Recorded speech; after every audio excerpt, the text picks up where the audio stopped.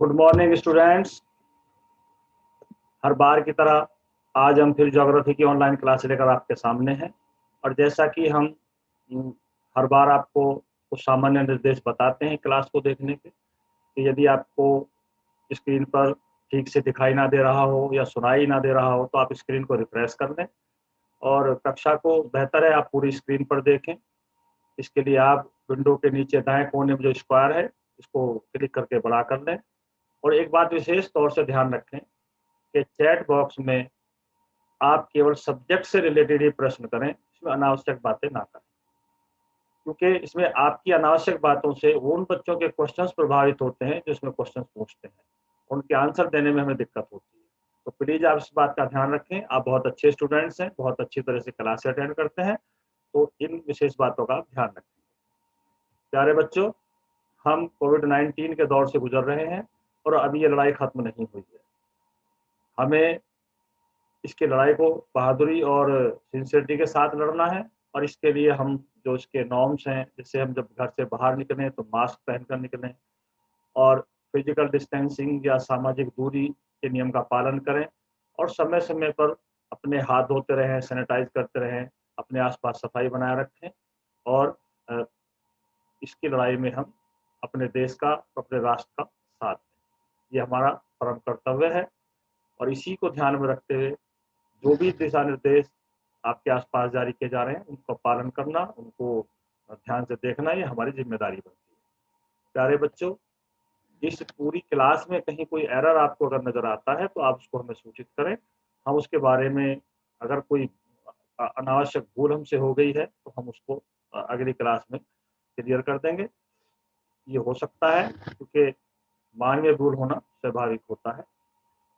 प्यारे बच्चों, आज का जो हमारा क्लास का टॉपिक है वो आपका पहले से आपको पता है चल रहा है।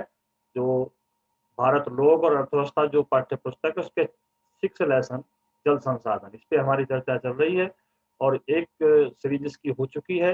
इस पे हमने आपके सामने काफी चीजें डिस्कस की थी और इसका जो रेस्ट पार्ट है उस पर आज हम चर्चा करेंगे। प्यारे बच्चों, ज्योग्राफी की टीम से आप हमारी से वाकिफ हैं और इसको मुझे परिचय कराने की आवश्यकता नहीं है, ये आप पहले से आपको जानते हैं। सभी के जो चेहरे हैं वो आपके सामने हैं। जैसे हम आपकी आवाज़, हम आपको के लिए खुश होते हैं, वैसे आप अपनी टीम को देखकर भी खुश हो सकते हैं। और बस आपको उम्मीद होगी या और आशा होगी कि जो भारत दर्शन की यात्रा आप लोग करते हैं उसका का आपको इंतजार भी होगा। तो बस अब देर ना करते हुए पूनम नेगी मैडम के साथ आप भारत दर्शन की यात्रा पर चलें, फिर हम अपनी क्लास को शुरू करेंगे। गुड मॉर्निंग प्यारे बच्चों, कैसे हैं आप सब। उम्मीद करते हैं आप सब बिल्कुल बढ़िया हैं और पढ़ाई पर बहुत अच्छे से ध्यान भी दे रहे हैं। तो पढ़ाई के साथ साथ क्यों ना थोड़ी सी यात्रा हो जाए। तो देखिए कहाँ लेके जाने वाली है हमारी भारत दर्शन एक्सप्रेस। ये हम पहुँचे कर्नाटका। कर्नाटका में हमें कहाँ जाना है? कर्नाटका में हमें जाना है याना। याना जाने से पहले हमारे साथ में हर बार की तरह है हमारे गोपू द जोग्राफर। तो गोपू जी तैयार हैं आप? याना जाना जाता है अपने लाइमस्टोन स्ट्रक्चर्स के लिए। ये पूरा एरिया लाइमस्टोन का है। यहाँ पर आपको कई सारे छोटे बड़े रॉक्स देखने को मिल जाते हैं, मगर यहाँ का जो मेजर अट्रैक्शन है वो है दो बहुत मैसिव बड़े बड़े स्ट्रक्चर्स, जिनका नाम है भैरवेश्वरा शिखर और मोहिनी शिखर। भैरवेश्वरा शिखर की हाइट लगभग 120 मीटर है, जबकि मोहिनी शिखर की लगभग 90 मीटर्स। ये क्रिस्टलाइन लाइमस्टोन रीजन है और ये कई हज़ारों सालों से ये अपरदन, इरोजन सबकी मार झेलता हुआ भी आज भी इंटैक्ट बना हुआ है और यही मजबूती इसको यूनिक बनाती है। इसके साथ में ही आपको लाइमस्टोन स्ट्रक्चर में केव ज़रूर देखने को मिल जाती हैं, जो यहाँ पर भी मौजूद है। और यहाँ पर केव में नीचे टेम्पल भी बनाया गया है, जो कि लोगों में काफ़ी लोकप्रिय है। इसके अलावा यहाँ पर आपको रॉक क्लाइंबिंग के लिए काफ़ी सारी चट्टानें मिल जाएंगी, तो रॉक क्लाइंबर्स के लिए भी ये बहुत ही आइडियल स्पॉट है। साथ में ही ट्रैकर्स के लिए भी ये बहुत ही इंजॉयबल ट्रैक है, क्योंकि यहाँ तक पहुँचने का जो रास्ता है वो काफ़ी फॉरेस्टेड है और आपको काफ़ी छोटी बड़ी जगहों से होकर के निकलना पड़ता है, जो कि अपने आप में बड़ा इंटरटेनिंग और एडवेंचरस है। और क्या देखने को मिलेगा हमें यहाँ? क्योंकि ये सह्याद्री का रीजन है, तो यहाँ पर आपको बहुत सारे सुंदर-सुंदर वाटरफॉल्स देखने को मिलेंगे, स्पेशली अगर आप मॉनसूनल सीज़न में यहाँ पर जाते हैं, जैसे कि शिवगंगा फॉल, बेनीहॉल फॉल और बहुत ही खूबसूरत विभूति फॉल्स। इसके साथ में आप गोदावरी बर्ड सेंचुरी में जाके बर्ड वॉचिंग का भी आनंद उठा सकते हैं, जहाँ पर बहुत ही सुंदर-सुंदर बर्ड्स जो है अपना बसेरा डालते हैं। साथ में आप देख सकते हैं मिर्जन फोर्ट। मिर्जन फोर्ट जाना जाता है अपनी आर्किटेक्चरल ब्यूटी के लिए और ऐसा माना जाता है कि इवन पोर्चुगीज़ ने भी इसको अपने ट्रेडिंग सेंटर की तरह यूज़ किया है। इसके आगे हम बढ़ते हैं, लगभग 40 किलोमीटर दूर जाने पर हमें मिलेगा गोकर्णा बीच टाउन। गोकर्णा बीच टाउन गोवा का ही एक रिमोट पैरेलल माना जाता है। जैसी भीड़-भाड़ गोवा में रहती है, उसके विपरीत गोकर्णा बीच काफ़ी शांत और कम भीड़-भाड़ वाली बीच है। तो जो लोग शांति से अपने हॉलिडेज़ का आनंद उठाना चाहते हैं और एक बहुत खूबसूरत साफ-सुथरी बीच का आनंद लेना चाहते हैं, उनके लिए गोकर्णा बीच एक आइडियल लोकेशन है। यहाँ पर आपको नेचर की सुंदरता तो देखने को मिलेगी ही, बट साथ में एडवेंचर एक्टिविटीज़ और स्पोर्ट्स का भी अरेंजमेंट है, जैसे कि पैराग्लाइडिंग और यहाँ की unique banana ship ride. Banana boat ride लेना ज़रूर याद रखिएगा, क्योंकि ये काफ़ी एडवेंचरस और एंटरटेनिंग है। और अब आगे बढ़ते हैं एक बहुत खूबसूरत फिनोमिना की तरफ। क्या लग रहा है तारे ज़मीन पर उतर आए हैं? जी नहीं, ये तारे नहीं हैं, ये तो जीवित ऑर्गेनिज़म्स हैं।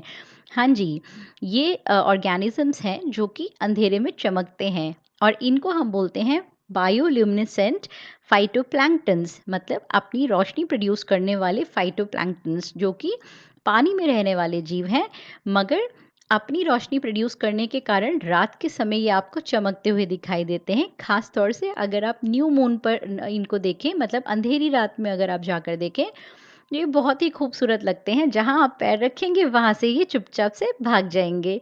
तो ये अपने आप में एक बहुत ही मज़ेदार देखने वाली चीज़ है और शायद बहुत ही कम ऐसी बीचेज़ हैं वर्ल्ड में जहाँ पर ये फिनोमिना हमें देखने को मिलता है। तो इंडिया में सब कुछ मिलता है। आप जर्नी पे तो निकलिए, आपको यहाँ पर ऐसी-ऐसी चीज़ें मिलेंगी जो वर्ल्ड में कहीं नहीं मिलेगी। इसीलिए तो अपना इंडिया इतना ग्रेट है। तो चलें यात्रा के बाद। गुड मॉर्निंग प्यारे बच्चों।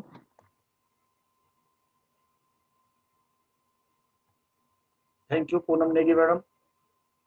प्यारे बच्चों, जो अभी आपने भारत दर्शन यात्रा पूनम नेगी मैडम के साथ की, ये मुझे आशा है आपकी ये मज़ेदार रही होगी। और अब हम अपनी क्लास की तरफ आ जाते हैं।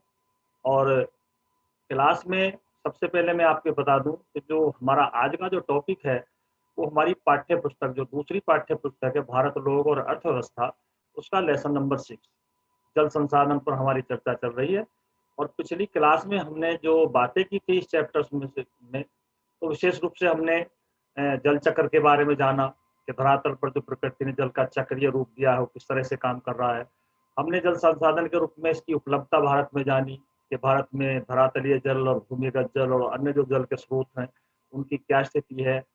इसी तरह से हमने क्षेत्रवार या विभिन्न क्षेत्रों में, कृषि में, उद्योगों में, घरेलू क्षेत्र में जो हमारी पानी की मांग थी या जल की जो मांग थी उस पर हमने विस्तार से चर्चा की थी। और एक बात निकल के आई थी कि कृषि क्षेत्र में सिंचाई के लिए हमारे दोनों जो स्रोत है, भूमिगत और धरातल, उनका बहुत अधिक इस्तेमाल सिंचाई में होता है। और जैसे जैसे हमारी कृषि का में परिवर्तन होता जा रहा है या कृषि पदार्थों की मांग बढ़ती जा रही है, तो इसमें वृद्धि होती जा रही है। और जब से हरित क्रांति हुई उसका हमारे जो जल स्रोतों पर क्या प्रभाव पड़ा, तो ये सारी चर्चाएं हमारी पिछली क्लास में हो चुकी थी। और एक बेसिक समझ हमारे जहन में बन चुकी थी कि भाई हमें जल की आवश्यकता क्यों है, ये जल संसाधन हमारे लिए बहुत महत्वपूर्ण क्यों है, इसकी उपलब्धता भारत में किस प्रकार की है और इसकी वर्तमान में मांग किस तरह से है, क्या क्या चीजें इसके सामने हमारे सामने इससे पेश आ रही है। आज की जो हमारी क्लास होगी इसमें हमारा विशेष रूप से जो फोकस रहेगा वो सबसे पहले जल की जो उपलब्धता है, प्रति व्यक्ति उपलब्धता, इस पर हम चर्चा करेंगे। या जो जल की वजह से जो तनाव की स्थिति सी बनती जा रही है, इस पे हमें चर्चा करनी है। संभावित जल समस्या क्या है, इसको हमें देखना है। और पानी की जो गिरती गुणवत्ता है, इस पर चर्चा करते हुए हमें विशेष रूप से जल संरक्षण और प्रबंधन पर हमें इस क्लास में चर्चा करनी है। छात्रों, ये एक ऐसा संसाधन है कि इसके बिना हम जीवन की कल्पना नहीं कर सकते। तो इसकी महत्ता को देखते हुए सबसे पहले हम ये बात कर लेते हैं कि पानी की जो समस्या है वो किस तरह से विकराल रूप लिए हुए है। सबसे पहले हमने पिछली कक्षा में भी ये जाना था कि जैसे जैसे हमारी जनसंख्या बढ़ती जा रही है और हमारे यहाँ खाद्य पदार्थों की मांग बढ़ती जा रही है, तो कृषि में हमारा सबसे ज़्यादा जल का इस्तेमाल होता जा रहा है। और इसके साथ-साथ जो हम पानी की समस्या को जो जिस रूप में हम देखते हैं, उसमें सबसे बड़ी समस्या हमारी ये आ रही है कि प्रति व्यक्ति पानी की जो उपलब्धता है, वो दिनों-दिन घटती जा रही है। जैसे-जैसे जनसंख्या बढ़ती जा रही है, औद्योगीकरण होता जा रहा है, कृषि में इसके जल की माँग बढ़ती जा रही है, तो जल की जो प्रति व्यक्ति उपलब्धता है, ये घटती जा रही है। प्रति व्यक्ति उपलब्धता के बारे में ऐसा माना जाता है कि अगर प्रति वर्ष 1000 घन मीटर से पानी कम की उपलब्धता कम है, तो उन क्षेत्रों को हम जल से संकटग्रस्त क्षेत्रों में काउंट करते हैं या गिनते हैं। अगर प्रति वर्ष 1000 घन मीटर पानी की जो उपलब्धता है वो कम रहती है, तो वो जलग्रस्त क्षेत्रों के अंतर्गत उस क्षेत्र को काउंट किया जाता है। इस आधार पर अगर हम भारत में देखें तो लगभग 2/3 भारत का जो क्षेत्र है, वो जल संकट की स्थिति में है इस टाइम। अब तो जो भारत का सबसे अधिक वर्षा वाला स्थान है चेरापूंजी, वहाँ पर भी जल संकट की समस्या पैदा होने लगी है। तो हम इस जो महत्वपूर्ण संसाधन के लिए हम थोड़ा-सा चिंतित हैं। दूसरी बात ये कि जल के स्ट्रेस को हमें देखना, जल के तनाव को देखना है, तो ये डायग्राम आपके सामने है जो ये स्पष्ट कर रहा है कि लगभग 54% जो पार्ट है इंडिया का, ये हाई या एक्सट्रीमली वाटर स्ट्रेस में है। और इसके बहुत सारे कारण हैं। अगर आप गौर से देखें इन कारणों को, तो इस पे एक विस्तार से बहुत व्यापक रूप से इस पे चर्चा की जा सकती है कि भई ये इतना स्ट्रेस या ये जल के स्रोतों का इतना ये मिसयूज़ क्यों होता जा रहा है। आप ये देख सकते हैं कि हमने अपने धरातलीय जल और जो भूमिगत जल है, उन जल स्रोतों की हालत हमने क्या कर दी है अपनी गतिविधियों के कारण। ये एक डायग्राम आपके सामने है वाटर पॉल्यूशन का, और इसको देखने से आपको बिल्कुल महसूस होता होगा कि जो जल प्रकृति ने हमारे जीने के लिए आवश्यक बनाया है, जो संसाधन हमारे जीने के लिए अति आवश्यक है, तो उसके दोनों रूपों को हमने, चाहे वो धरातल के ऊपर है, चाहे धरातल के अंदर है, उन जल स्रोतों को हम कैसे बर्बाद करते जा रहे हैं, कैसे वो सिमटते जा रहे हैं। ये इसका एक नमूना आपके सामने है। हमने इस जल की उपलब्धता को दिनों-दिन हमने इसको कम करते जा रहे हैं, और इसमें किसी एक वर्ग या किसी एक व्यक्ति का योगदान नहीं है। समाज के हर व्यक्ति और हर वर्ग के लोगों का इसमें योगदान है। क्योंकि हमने अब धरातल के ऊपर जितनी नदियाँ, तालाब या जो भी झीलें हमारे जल के स्रोत थे, उनमें से किसी एक को भी ऐसा नहीं छोड़ रखा जो पॉल्यूटेड नहीं है। कहीं कम या ज़्यादा तो हो सकता है, लेकिन प्रदूषण की मात्रा हमने इतनी बढ़ा दी है कि सारे जल स्रोत सीधे इस्तेमाल के लायक नहीं रहे हैं। 10,000 से ज़्यादा जो नदियाँ, वो सारी प्रदूषित हैं। ऐसे ही हमने कृषि में जो पेस्टिसाइड्स और जो उद्योगों से निकलने वाला जो हमारा वेस्टेज है, उसकी वजह से हमारा जो भूमिगत जल के स्रोत हैं, वो भी दिनों-दिन पॉल्यूटेड होते जा रहे हैं। और ऐसा अनुमान लगाया जा रहा है कि भविष्य में अगर इसी तरह से हम इनके प्रति लापरवाही बरतते रहे, तो ये और दयनीय स्थिति में पहुँच जाएँगे। अब जब जल की उपलब्धता की बात करते हैं, तो जल की उपलब्धता का हम ये देखते हैं कि भारत में लगभग 85 लीटर पानी औसतन एक व्यक्ति के लिए प्रतिदिन जल की उपलब्धता को माना जाता है। और ये पानी वर्तमान की जो स्थिति है 2015 का जो डाटा, उसके हिसाब से 85 लीटर पानी के करीब एक व्यक्ति को प्रतिदिन इस्तेमाल करने के लिए चाहिए। और जैसे-जैसे हमारे विकास की दर बढ़ती जा रही है, हमारी जीवन शैली में परिवर्तन आता जा रहा है, तो ऐसा अनुमान किया जा रहा है कि ये आने वाले समय में ये माँग और बढ़ेगी, और 2025 तक इसका अनुमान लगाया जा रहा है कि 125 लीटर प्रति व्यक्ति हो जाएगी। इस कारण से हमने अपने 3 स्तर पर 3 डायमेंशन लापरवाही बरत के हमने अपने जल संसाधनों को खराब स्थिति में पहुँचा दिया है। हमने लापरवाही से इनका इस्तेमाल किया है। हमने इन जल संसाधनों को खराब करने में, पॉल्यूटेड करने में कोई कमी बाकी नहीं छोड़ रखी है। और नंबर 3, हम इसका दोहन इतनी तेज गति से करते जा रहे हैं कि जितने तेज गति से इनके भरण की दर है, उससे 700 गुना ज़्यादा हम इसके इस्तेमाल को बढ़ाते जा रहे हैं। तो ये स्थिति अगर रही, तो वो दिन दूर नहीं है कि जल संकट की स्थिति भारत में खड़ी हो सकती है।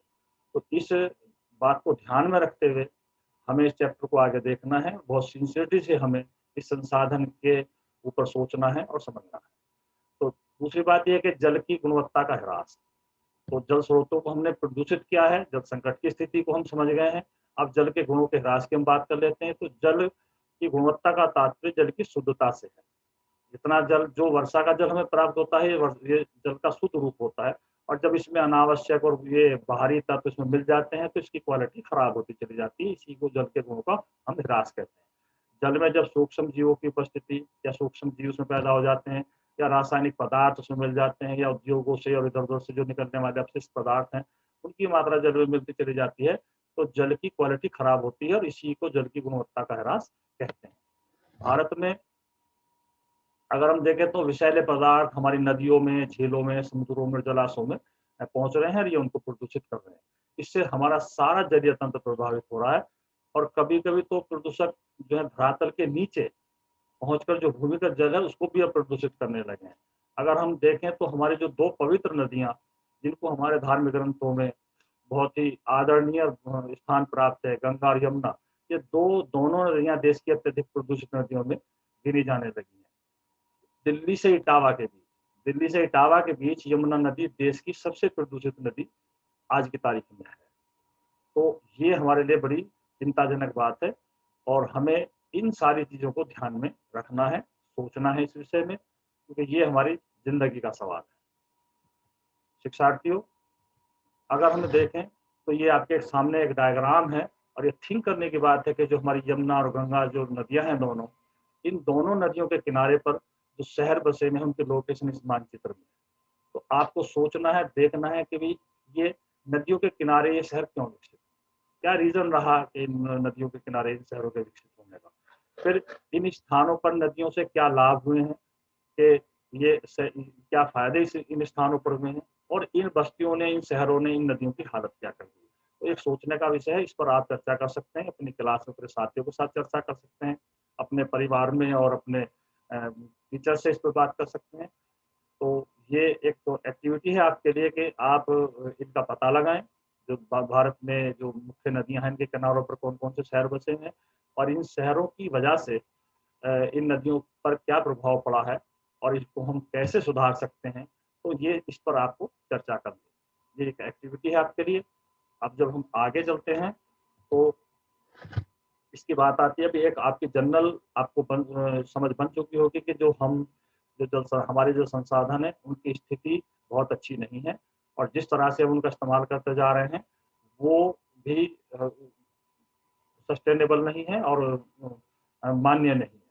तो इस बात को ध्यान में रखते हुए अब एक बात ये आती है कि जल संरक्षण और प्रबंधन की क्या स्थिति भारत में है। अलवणीय जल, जिसको मीठा जल कहते हैं, इसकी घटती उपलब्धता और बढ़ती मांग, दोनों बातें, उपलब्धता दिनों दिन घटती जा रही है और मांग दिनों दिन बढ़ती जा रही है, और सतत पोषणीय विकास की तरफ हम अग्रसर हैं। 3 बातों को आप ध्यान में रखेंगे कि निरंतर जल की जो उपलब्धता वो घट रही है और दिनों दिन इसकी मांग बढ़ती जा रही है, और जो सतत पोषणीयता आने वाली पीढ़ी के लिए, आने वाले समय के लिए हमें इन संसाधनों को सुरक्षित रखना है, जिससे वो भी अपना जीवन जी सकें, अपना विकास कर सकें। तो इस थॉट के साथ जब हम इसकी बात करते हैं तो इस जीवनदायिनी संसाधन को के संरक्षण और प्रबंधन की अति आवश्यकता होती है। हमारा ध्यान एकदम इस बात पर जाता है कि हमें इसको संरक्षित करना है और इसको विशेष रूप से इसको के लिए प्रबंधन करने की आवश्यकता है। सागरों के जल हालांकि बहुत बड़ी मात्रा में दुनिया में महासागरों में जल है, लेकिन ये लवणीय जल है और इसको सीधा इस्तेमाल नहीं कर सकते, और अगर इसको हम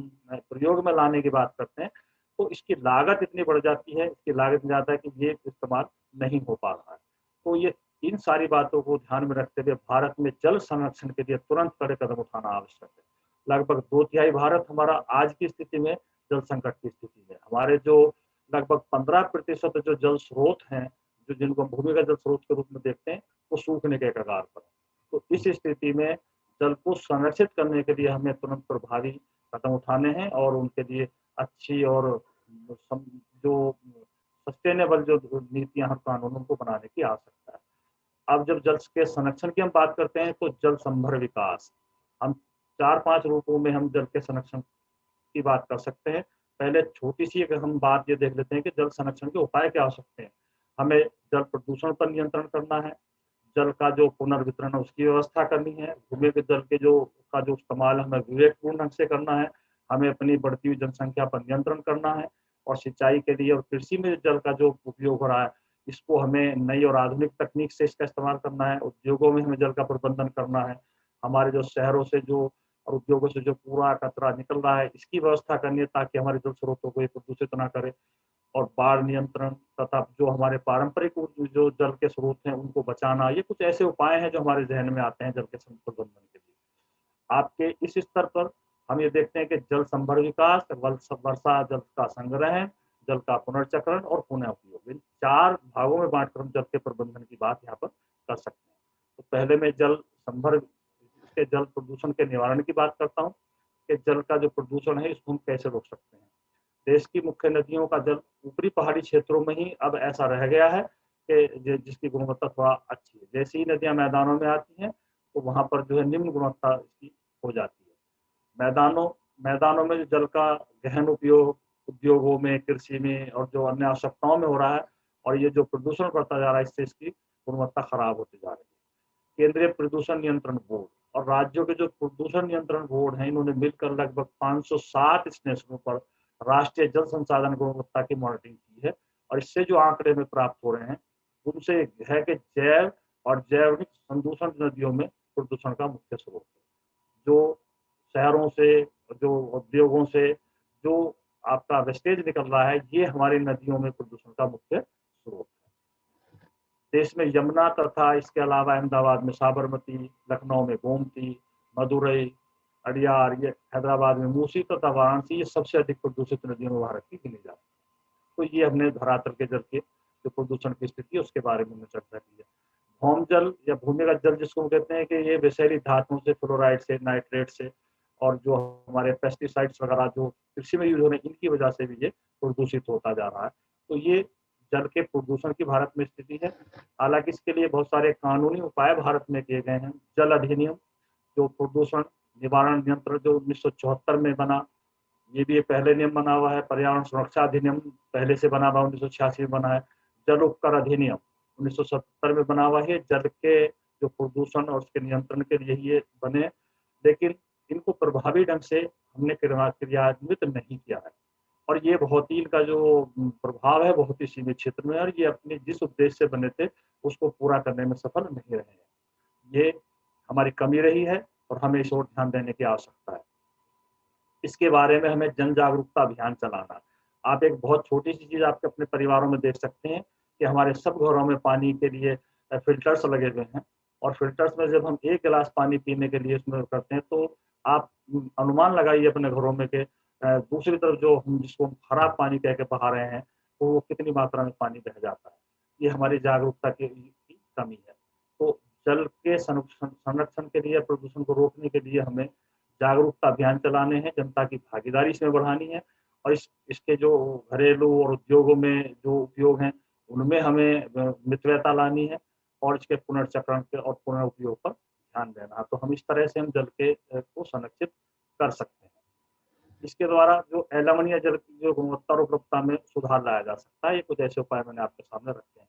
कम गुणवत्ता वाला जो जल है उसका उपयोग हम औद्योगिक इकाइयों में कर सकते हैं। हम इसके जो मैनेजमेंट है उसको देख सकते हैं कि हम पानी का जो इस्तेमाल है उसको किस तरह से करें, कि जो हमारी औद्योगिक इकाइयाँ हैं उनमें हम जो पीने वाला पानी उसका इस्तेमाल ना करें। वाहनों आदि जो धोए जाते हैं, जो जो जो आपके बाथरूम में या कपड़े धोने में या गाड़ी धोने में जल उपयोग हो रहा है उसका हम बागवानी में और पेड़ पौधों को उगाने में हम उसका इस्तेमाल कर सकते हैं, और अच्छी जल गुणवत्ता वाले जल का संरक्षण कर सकते हैं। तो ये इन चीज़ों की तरफ हमें अब ध्यान देने की विशेष रूप से आवश्यकता है। अब आगे जो इंग्लिश मीडियम के छात्र थोड़ा इन स्लाइड्स को देख लें, क्योंकि उनको थोड़ी सी दिक्कत रहती है कि भाई हमें इंग्लिश में मटेरियल नहीं मिलता है। तो हमने थोड़ा सा ये इंग्लिश का जो मटेरियल 7 मिनट का लगा दिया है, वो इन स्लाइड्स को पढ़ सकते हैं और अपनी कोई क्वेरीज है तो उसको दूर कर सकते हैं। अब एक और महत्वपूर्ण जो हमारा जल संरक्षण का जो उपाय है वो जल संभर प्रबंधन। जल संभर प्रबंधन का जो मुख्य अर्थ है या इसको जो हम हमारी इसके पीछे जो सोच है वो धरातलीय और भूमिगत जल के संसाधनों के प्रबंधन से। जल संभर का मतलब ये है कि एक विशाल क्षेत्र जिसका जल एक निश्चित स्रोत से बहकर जाता है, तो उस क्षेत्र में हम अगर जल की भूमिगत जल और धरातल जल के प्रबंधन की उचित व्यवस्था कर देते हैं तो ये बहुत ही एक कारगर उपाय होता है जल के प्रबंधन। इसके अंतर्गत बहते जल को रोकना, जैसे विभिन्न विधियों से अंतःश्रवण, तालाब, कुएं और छोटे छोटे चेक डैम बनाकर हम उस पानी को रोकते हैं और उससे हम अपने जल स्रोतों को का पुनर्भरण करते हैं। जल संपदा प्रबंधन के अंतर्गत प्राकृतिक और मानवीय संसाधनों के संरक्षण और उनके विवेकपूर्ण उपयोग को शामिल किया जाता है। इसका उद्देश्य प्राकृतिक संसाधनों और समाज के बीच संतुलन लाना होता है। जल संपदा की जो व्यवस्था है इसकी जो सफलता है वो मानव समुदाय के सहयोग पर निर्भर करती है। तो आप इस कंसेप्ट को अच्छी तरह समझ लें कि जल प्रबंधन भी एक नदी जितने क्षेत्र का जो जल बहा कर लेके जाती है उसे हम नदी का कैचमेंट एरिया या उसकी अपवाह द्रोणी हम कह सकते हैं, और इस पूरे क्षेत्र में ही जल के प्रबंधन करना जल संपदा प्रबंधन कहलाता है। उसमें हम जो वर्षा का जल है उसका भी प्रबंधन करें, जो नदियों नालों के जरिए जो पानी बह रहा है उसका भी हम प्रबंधन करें, और ज्यादा से ज्यादा जल को संरक्षित करने की जो विधि अपनाई जाती है उसको हम जल संपदा प्रबंधन के रूप में जानते हैं। इसमें बहुत सारे उपाय किए जा सकते हैं, क्षेत्र के अनुसार परिस्थितियों के अनुसार इन उपायों में भिन्नता पाई जा सकती है। इसको हम धरातल पर जो बहने वाला जल है इसको छोटे छोटे तालाबों के जरिए, झीलों के जरिए और हम अंतरश्रवण कुओं के जरिए इसको रोक सकते हैं और इसका पुनर्भरण अपने जल स्रोतों का कर सकते हैं।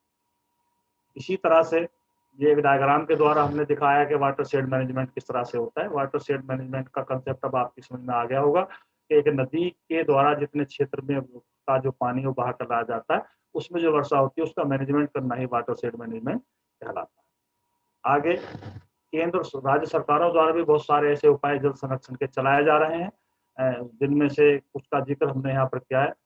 इसमें सबसे पहले जो सरकारी संगठनों और केंद्र सरकार के सहायता से जो ये चलाए जाने, इनमें मत्स्य पालन रोपण के लिए, फसलों के उगाने के लिए जल का संरक्षण है, इस पर बहुत सारी योजनाएं चल रही हैं और ग्राम पंचायतों द्वारा विशेष रूप से ये योजनाएं संचालित है। उसके उदाहरण है जैसे नीरू मीरू, ये है जो आंध्र प्रदेश में चलाई जाती है। ऐसे ही अरबारी पानी संसद, ये अरबा राजस्थान में भी एक परियोजना चलाई जा रही है। इससे जो जल संसाधनों का संरक्षण के प्रयास किए जा रहे हैं। इसमें विभिन्न जल संग्रहण संरचनाएं जैसे श्रवण तालाब, जोहोड़ आदि की खुदाई की जाती है और इनमें पानी को रोकने को पाए जाते हैं। तमिलनाडु में घरों में जल संग्रहण संरचना बनाना अनिवार्य कर दिया गया है। तो भारत के कुछ क्षेत्र हैं ऐसे जहाँ पर हम अपने कुछ प्रोग्राम्स के जरिए और इनके जरिए जल संसाधनों का संरक्षण कर रहे हैं। आपकी बुक में अगर आप पढ़ेंगे तो एक रालेगन सिद्धि का एक आपको केस स्टडी मिलेगी कि जिसमें वहाँ पर ये जल संरक्षण के प्रयास करने से पहले क्या स्थिति थी और इसके बाद में वहाँ परिस्थिति क्या बनी। वो एक आदर्श उदाहरण है भारत में जल संरक्षण का, और उसके केस स्टडी के रूप में आपकी पाठ्य पुस्तक में दिया गया है, उसको वहाँ से आप देख सकते हैं। और कई स्थानों पर तो जो ये हमारे इस तरह के प्रोग्राम चले हैं, जो केंद्र सरकार और ये एनजीओ के माध्यम से जो प्रोग्राम चले हैं, इन्होंने वहाँ की अर्थव्यवस्था में और उन क्षेत्रों में कायाकल्प कर दी है, काफी अच्छे परिणाम इनके आए हैं। इसके लिए जनता में जागरूकता की विशेष रूप से आवश्यकता है, क्योंकि उसके सहयोग के बिना हम इसकी कल्पना नहीं कर सकते। अगली बात ये आती है कि वर्षा जल संग्रहण और इसके लाभों को हमें देखना है।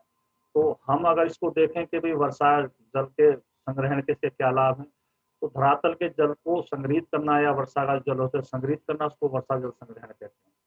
और इसके लाभ से आप परिचित हैं, क्योंकि इसमें विशेष कोई ऐसा टेक्निकल बात नहीं है जो आपको कुछ अलग से बताई जाए, लेकिन बस थोड़ा सा आपको रिफ्रेश करने की बात होती है।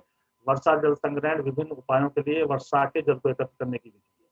इसका उपयोग हम भूमिगत के जो हमारे जो स्रोत हैं उनके पुनर्भरण के लिए किया जाता है। वर्षा के जल को संग्रहित किया जाता है और इससे जो हमारे जल के स्रोत हैं उनका पुनर्भरण किया जाता है। कम लागत और ये कम लागत की और पर्यावरण अनुकूल विधि है। इसके द्वारा वर्षा की एक एक बूंद को हम संरक्षित करते हैं और वर्षा जल को नलकूपों, गड्ढों, कुओं में एकत्र किया जाता है। आपकी अगर इसको देखें तो इसके आपके स्कूलों में और आपके आसपास आपको रेन वाटर हार्वेस्टिंग के जो प्लांट्स हैं वो आपको लगे हुए दिखाई दे रहे होंगे। उनके माध्यम से भी एक ये योजना है कि हम वर्षा के पानी को ज़्यादा से ज़्यादा एकत्रित करें। वर्षा जल संग्रहण पानी की उपलब्धता को बढ़ाता है, भूमिगत जल के स्तर को नीचा होने से रोकता है और भूमिगत जल में जो संदूषक हैं या प्रदूषित पदार्थ हैं जैसे फ्लोराइड है, नाइट्रेट्स है, इसकी मात्रा बढ़ती जा रही है, तो इनकी गुणवत्ता इसको कम करने में मदद करता है। मृदापर्तन और बाढ़ों को रोकता है और जो हमारे जो जल के स्रोत हैं उनका पुनर्भरण कर जल की भूमि के जल की निर्भरता को कम करता है। तो ये इसके उपाय हैं जो आप इसको देख सकते हैं। आप एक अच्छी खासी लिस्ट इन उपायों की बना सकते हैं। वर्षा जल संग्रहण की बहुत सारी विधियां आपने देखी होंगी और आप परिचित भी हैं उन विधियों से। ग्रामीण क्षेत्रों में, झीलों में, तालाबों में और सिंचाई के तालाबों के रूप में हम वर्षा के जल को संग्रहित करते हैं। राजस्थान में विशेष रूप से एक आपने कुछ ऐसी आकृतियां देखी होंगी, क्योंकि राजस्थान थोड़ा सा वर्षा की दृष्टि से कम वर्षा प्राप्त क्षेत्रों में भारत में रहा है। तो वहाँ के जो हमारे पूर्वज हैं, उनके बात ध्यान में थी और उन्होंने बहुत सारी ऐसी प्राचीन वहाँ पर आपको जो रूप है वो देखने को मिल जाएंगे, इसमें आकृतियां मिल जाएंगी देखने के लिए, जैसे टंका है, बावड़ी है, तो जिनमें भूमिगत से वर्षा के जल को एकत्र किया जाता है। तो राजस्थान में कुंड अथवा टंका, ये दो भूमिगत टंकी के रूप में बनाए जाते हैं और उसमें वर्षा के जल को एकत्र किया जाता है। वर्षा जल संग्रहण को भवनों की छत से लेकर खुले मैदानों तक भी हम संचित कर सकते हैं। शहरों में विशेष रूप से लाभकारी है, क्योंकि यहाँ पर जल की मांग बहुत तेजी से बढ़ रही है और जल की पूर्ति और मांग में पर्याप्त अंतर शहरों में पाया जाता है। तो वर्षा के जल को संग्रहण करना शहरों के लिए और भी अति आवश्यक हो जाता है। तो परंपरागत विधियों में जो हमारे प्राचीन स्रोत हैं, उनको हमें वर्षा के जल के संग्रहण के लिए प्रयोग करना चाहिए। इसके अतिरिक्त अन्य स्रोतों में पानी के जो लवणीकरण है या शुष्क और जो क्षेत्र हैं उनमें पानी की समस्या को दूर करने का एक उपाय हमारा भारत की नदियों को जोड़कर भी और कम जो क्षेत्र वाले पानी है उन क्षेत्रों से कम क्षेत्रों वाले पानी, कम पानी वाले क्षेत्रों में अधिक पानी वाले क्षेत्रों से पानी ले जाकर इसकी समस्या को हल करना भी हो सकता है। तो हम ये देख सकते हैं कि हम अपने वर्षा के जो स्रोत हैं इनको किस तरह से बचा सकते हैं। मैं थोड़ा सा ओवरऑल एक रिवीजन सा मैं इसका आप तक ये दे रहा हूँ कि आपको आज की जो क्लास है हमने इस पर किसी विशेष रूप से कई चीज़ों पर हमने फोकस किया है, क्योंकि ये हमारे जीवन से जुड़ा हुआ टॉपिक है और हम इससे बहुत अच्छी तरह से अवेयर हैं इस टॉपिक से। तो इसमें सबसे पहले हमने जल की उपलब्धता की बात की है कि भाई भारत में जल की उपलब्धता दिनों दिन घटती क्या जा रही है, इसके पीछे कारण क्या है। कारण आप बहुत सटीक कारण इसके पीछे देख सकते हैं कि जैसे जैसे हमारी जनसंख्या बढ़ रही है, हमारी मांग बढ़ती जा रही है, चाहे वो हमारी फसलों के रूप में हो चाहे उद्योगों के रूप में, जल की मांग बढ़ती जा रही है। दूसरे, सबसे ज्यादा हमें अपने जल स्रोतों को अपने बिहेवियर से, अपने व्यवहार से हमने प्रदूषित उनको किया है। तो हमने दोनों तरफ से अपने जल स्रोतों को सीमित कर दिया है और इससे हमारी जल की उपलब्धता बहुत कम हो गई है। क्या क्या समस्याएं इससे पैदा होने वाली हैं ये आपके सामने मैंने बहुत संक्षिप्त रूप में रखा है कि लगभग 2/3 जो भाग है भारत का वो इस टाइम जो है वो जल संकट स्थिति में है। और अब तो चेरापूंजी जैसा स्थान जहाँ पर वर्षा की मात्रा भारत में सबसे ज्यादा होती है, वहां पर भी जल संकट के कुछ उदाहरण सामने आने लगे। तो हमें इस तरफ को ध्यान देने की बात है।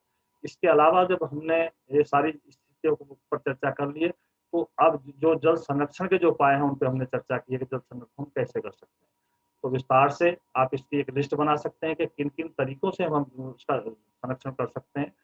प्रदूषण पर हमें नियंत्रण करना है, इसके जो जल का जो प्रबंधन है उपयोग का उसको हमें देखना है और अपने भूमिगत जल की जो क्वालिटी उसको सुधारना है, जनसंख्या पर नियंत्रण करना है, वृक्ष लगाने हैं जिससे हमारे जो वर्षा की मात्रा इसमें वृद्धि हो। तो ये कुछ ऐसे उपाय हैं जिनको हम जल संरक्षण के लिए इस्तेमाल कर सकते हैं। इन पे हमने चर्चा की है इस क्लास में और आपकी चीजें समझ में आ गई होंगी। इसी तरह से जो इसमें 4 जो उपाय आपके जल संरक्षण के बताए गए हैं, जल संभर विकास, ऐसी वर्षा जल संग्रह, जल का पुनर्चक्रण और जल का पुनः उपयोग। तो इस पर आप विशेष रूप से ध्यान देंगे। देखिए, जल के पुनर्उपयोग के लिए बहुत सारे उदाहरण आपको सामने बनेंगे और कई सारी जगहें ऐसी हैं कि जहाँ पर जिन्होंने लोग अपने जल के संसाधनों के प्रति अवेयर हैं, उन्होंने इसके लिए योजनाएं बनाई हैं। इजराइल में का उदाहरण हमारे सामने है कि मात्र 25 सेंटीमीटर वर्षा वहां पर होती है और बिल्कुल एक पहाड़ी सा वो सारा क्षेत्र, रेगिस्तानी सा वो सारा क्षेत्र, तो जल की उपलब्धता उतनी ज्यादा अच्छी नहीं है, फिर भी उसने केवल वाटर मैनेजमेंट के जरिए जल की जो समस्या उसको काफी हद तक सॉल्व कर दिया है। तो ऐसी जगह से उदाहरण लेकर हमें अपने जल संसाधनों को सुरक्षित करना है। प्राचीन ग्रंथों में भी हम देख सकते हैं कि हमारे पूर्वज इस तरह बहुत अवेयर थे।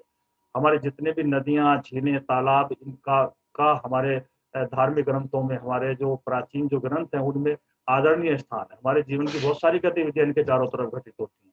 हमने इनको हमेशा पूजनीय माना है और उस नजरिए से हमने इनको देखा है। उसके पीछे यही सोच थी कि ये सुरक्षित है तो हम सुरक्षित हैं।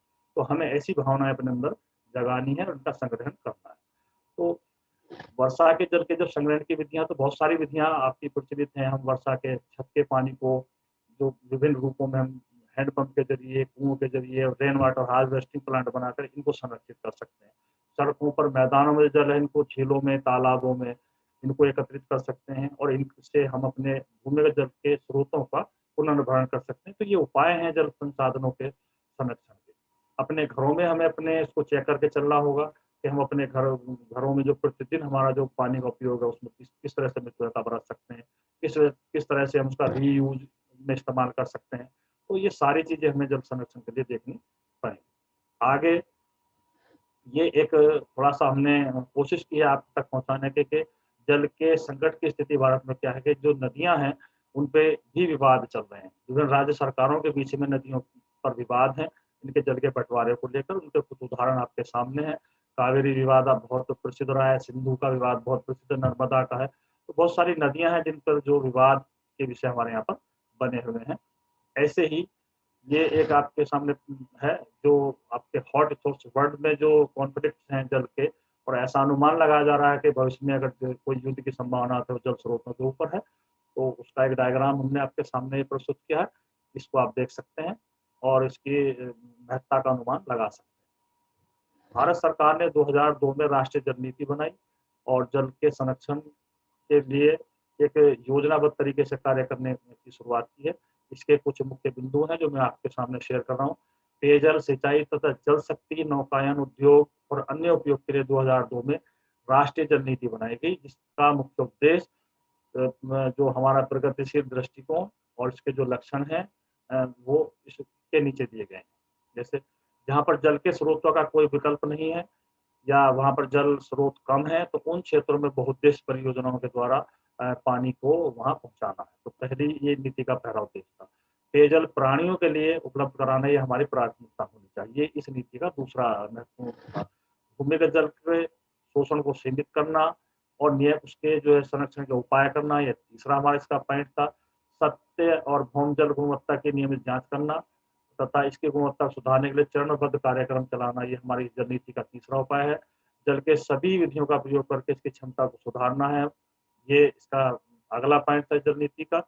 और दुर्लभ संसाधनों के रूप में हम जल के जागरूकता अभियान चलाना और शिक्षा और हम विज्ञापनों के द्वारा या उपकरणों का प्रयोग करके हम जल संरक्षण की चेतना को बढ़ाना जल नीति का प्रमुख उद्देश्य रहा है। ऐसे ही भारत सरकार ने 15-16 में जल क्रांति अभियान की शुरुआत की है और ये इस उपयोगी जल संसाधन को संरक्षित करने के बारे में अवेयरनेस फैलाने का प्रोग्राम है।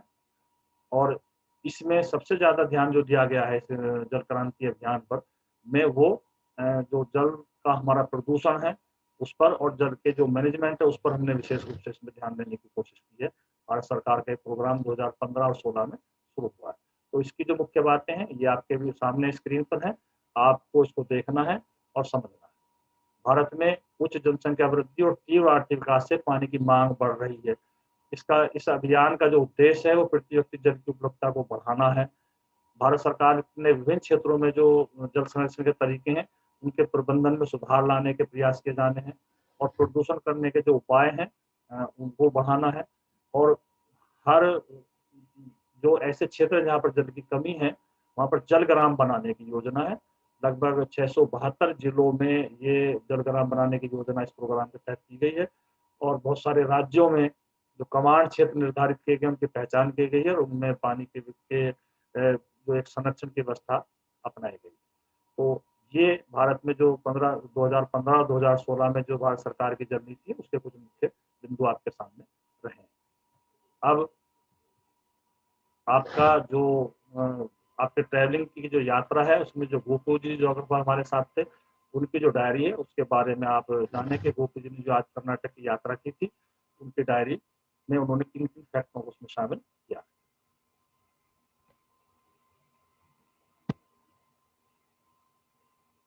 प्यारे बच्चों, गोपू जी को यात्राएं करना बहुत पसंद है और इस बार वो पहुंच गए हैं कर्नाटक।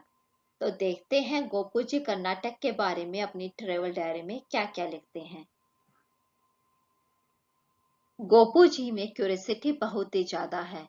जब भी वे यात्रा पर जाते हैं तो जगह जगह से जानकारी जुटाते रहते हैं। जब वे ट्रेन की यात्रा कर रहे थे तो उन्होंने अपने साथ के यात्रियों से कर्नाटक के बारे में जानकारी प्राप्त की। और उन्हें पता लगा कि कर्नाटक नाम का उद्भव करुनाडु से हुआ है, जिसका अर्थ है भव्य उच्च भूमि। कर्नाटक दक्षिण भारत का एक महत्वपूर्ण राज्य है जो ऐतिहासिक, सांस्कृतिक और प्राकृतिक रूप से काफी समृद्ध है। कर्नाटक स्थित हम्पी एक विश्व धरोहर है जो यूनेस्को की हेरिटेज साइट में से एक है। ट्रेन से उतरते ही गोपू जी पहुंच गए रजिस्ट्रार ऑफिस और उन्होंने कर्नाटक की एक फैक्ट फाइल तैयार की, जिसमें उन्होंने लिखा कि कर्नाटक का गठन 1 नवंबर 1956 को किया गया था। पहले यह मैसूर राज्य कहलाता था। 1973 में इसका नाम कर्नाटक कर दिया गया। इसकी सीमाएं पश्चिम में अरब सागर, उत्तर में महाराष्ट्र, पूर्व में आंध्र प्रदेश एवं दक्षिण में केरल से लगती है। यह भारत का 8वां सबसे बड़ा राज्य है। यहाँ की आधिकारिक और सर्वाधिक बोले जाने वाली भाषा है कन्नड़। कर्नाटक का कुल क्षेत्रफल 1,92,000 वर्ग किलोमीटर है। कर्नाटक की राजधानी बेंगलुरु है, जो इंफॉर्मेशन टेक्नोलॉजी के क्षेत्र में विशेष रूप से आगे है, इसलिए इसे भारत की सिलिकॉन घाटी भी कहा जाता है। कर्नाटक में जनसंख्या 6,11,30,704 है। कर्नाटक में लिटरेसी रेट 75.6% है और लिंग अनुपात 973 है। डिपार्टमेंट ऑफ ज्योग्राफी से गोपू जी ने वहां की फिजियोग्राफी की जानकारी ली। उन्होंने लिखा कि कर्नाटक राज्य दक्कन के पठार और तटीय मैदानों का हिस्सा है। इसे आगे 4 भौतिक क्षेत्रों में विभाजित किया जा सकता है, जिनमें उत्तरी कर्नाटक पठार, मध्य कर्नाटक पठार, दक्षिणी कर्नाटक पठार और तटीय कर्नाटक क्षेत्र आते हैं। कर्नाटक राज्य में 3 प्रधान मंडल हैं: तटीय क्षेत्र करावली, पहाड़ी क्षेत्र मालेनाडु जिसमें पश्चिमी घाट आते हैं, तथा तीसरा ब्यालुसीमी क्षेत्र जो दक्कन पठार का क्षेत्र है। कर्नाटक का अधिकांश क्षेत्र ब्यालुसीमी में आता है। कर्नाटक का सबसे ऊंचा स्थल चिकमंगलूर जिले का मुल्लनगिरी पर्वत है। यहाँ की महत्वपूर्ण नदियां कावेरी, तुंगभद्रा, कृष्णा और शरावती हैं। यहाँ लाल और लेटराइट मिट्टी पाई जाती है।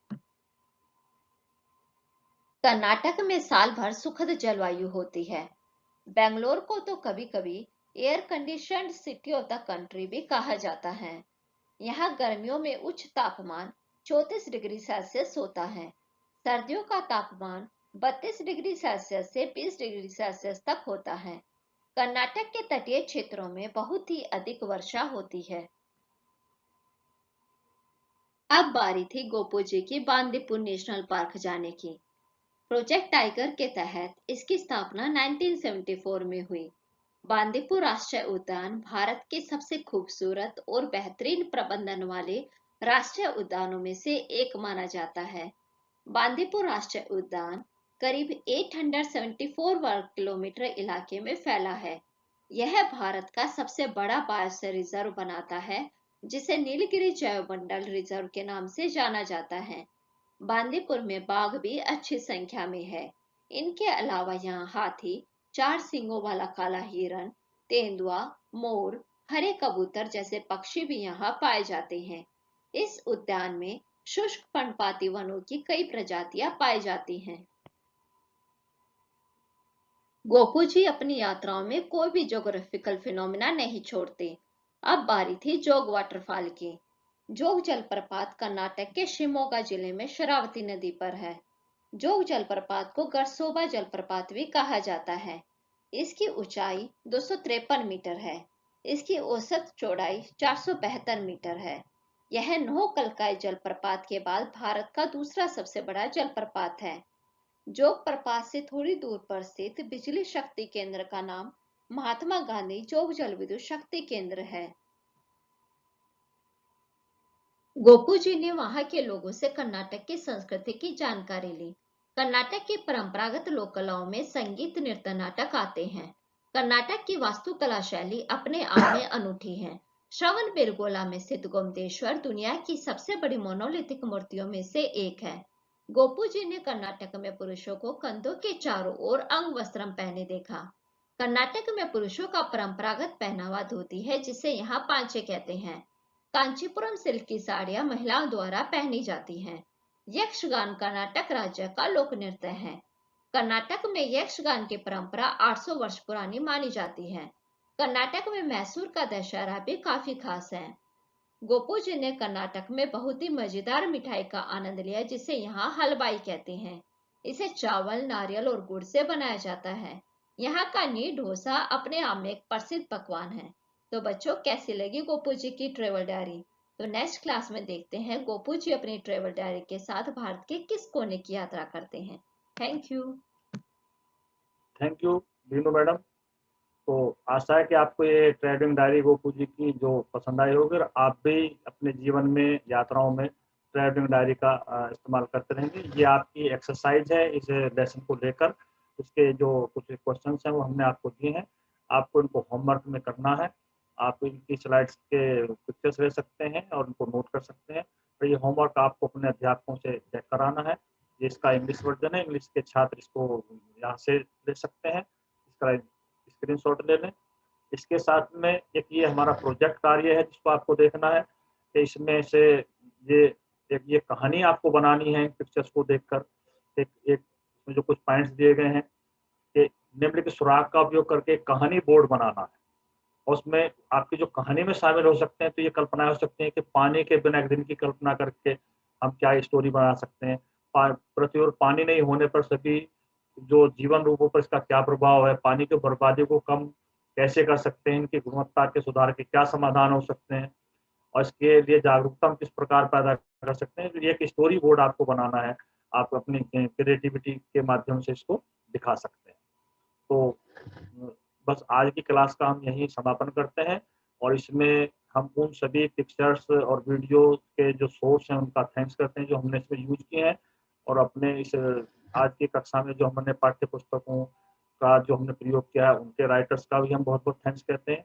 हमारे चैट बॉक्स में जो हमारे साथी हैं और स्टूडेंट्स के क्वेश्चन का रिप्लाई करते हैं उनका भी बहुत बहुत धन्यवाद। और बस इन्हीं शब्दों के साथ मैं आज की क्लास का समापन करता हूँ। नेक्स्ट क्लास में हम अगले बुधवार को इसका जो अगला चैप्टर है उसको लेकर आपके सामने आएंगे। तो आपसे अनुरोध है कि आप उस चैप्टर को पढ़ें। खनिज और ऊर्जा संसाधन हमारा अगला टॉपिक रहेगा जिस पर हमें विस्तार से चर्चा करनी है। बस इन्हीं शब्दों के साथ आपकी आज की क्लास का समापन और आशा है कि आप स्वस्थ रहेंगे और खुश रहेंगे और अपनी पढ़ाई के प्रति संवेदनशील रहेंगे। Thank you very much.